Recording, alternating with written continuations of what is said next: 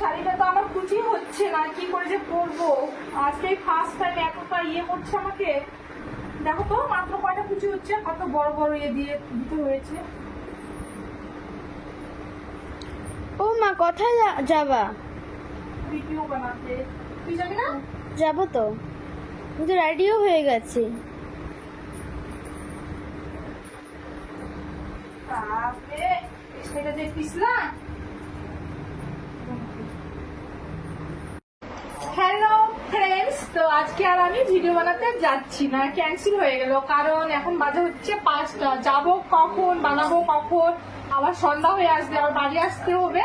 তো বর বললো কালকে নিয়ে যাবে, কালকে হচ্ছে আমাকে নিয়ে যাবে নেপালে। তো বেশি টাইম নিয়ে যাবো, বেশি ঘুরতে পারবো। আর আমার আজকে নতুন শাড়ি পরলাম, মনে আশা পূর্ণ হলো না।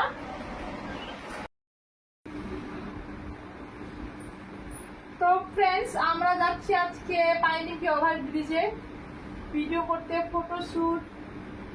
নতুন নতুন ভিডিও দেখতে পাবে তোমরা, লাইক কমেন্ট অবশ্যই করবে। আর দুদিন ধরে এই শাড়িটা পরছি, আর কোথাও যাওয়া হচ্ছে না। আজকে কেমন লাগছে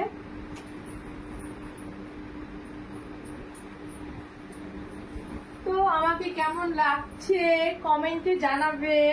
চারদিকে ঘুরিয়ে ঘুরিয়ে দেখিয়ে দিই।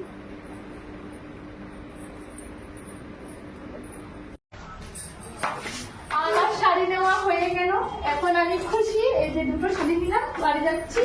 তোমাদেরকে বাড়িতে গিয়ে দেখাবো আমার শাড়িগুলো।